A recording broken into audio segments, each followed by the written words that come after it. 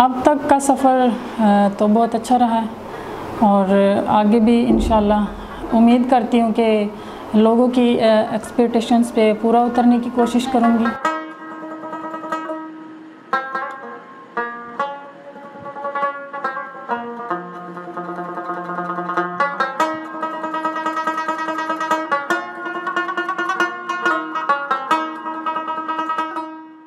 ख़वातीन को मुख्तलिफ़ मसाइल दरपेश हैं, ख़्वाह वो इज़्दवाजी हों, घरेलू हों, जायदाद में मसले हों।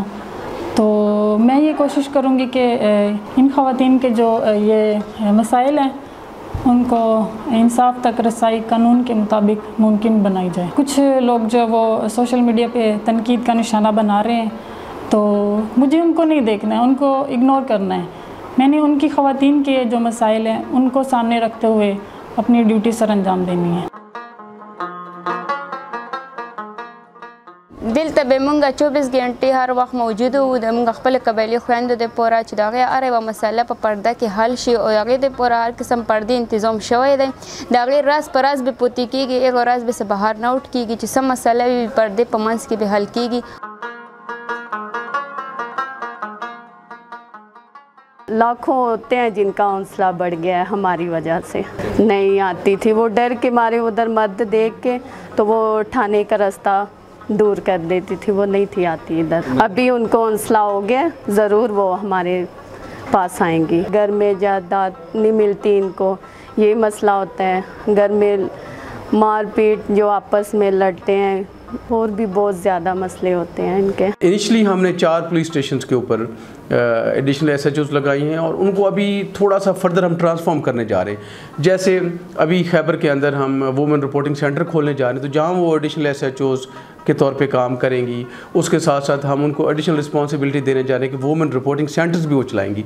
पब्लिक का रिस्पांस बहुत अच्छा आ रहा है। पिछले 6 महीनों में सिर्फ एक रिपोर्टिंग सेंटर ने जो हमारे पास पहले मौजूद है 25+ जो इश्यूज़ हैं उनको रिज़ॉल्व करवाया है।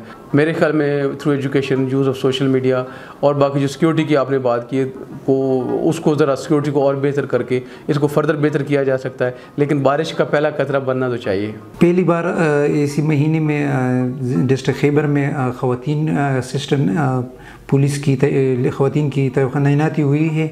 इससे हम अच्छी नज़र से देखते हैं, क्योंकि इससे पहले यह हमारे इलाके में जो पुलिस रेड करती थी तो वो घरों पे मर्द जाते थे, उनके साथ ख़वातीन नहीं होती थी। तो इससे ये मसला हल हो जाएगा, क्योंकि ख़वातीन उनके साथ जाएगी। और आवाम का भी ये डिमांड था कि जिस घर पे आप छापे मार रहे हैं तो आपके साथ ख़वातीन होनी चाहिए। जमीयत उलमा चाहती हैं कि ख़वातीन के हुकूक महफूज हो, चाहे उनकी विरासत के हवाले से हुकूक हो, चाहे उनकी अपने फैमिली के अंदर उनके राइट्स हो, तालीम के हवाले से। हर मुसलमान का ये फ़रीज़ा है कि वो अपनी बेटियों बहनों के हुकूक की हिफाजत करें और उनकी अपने हुकूक उनको दिलवाएं।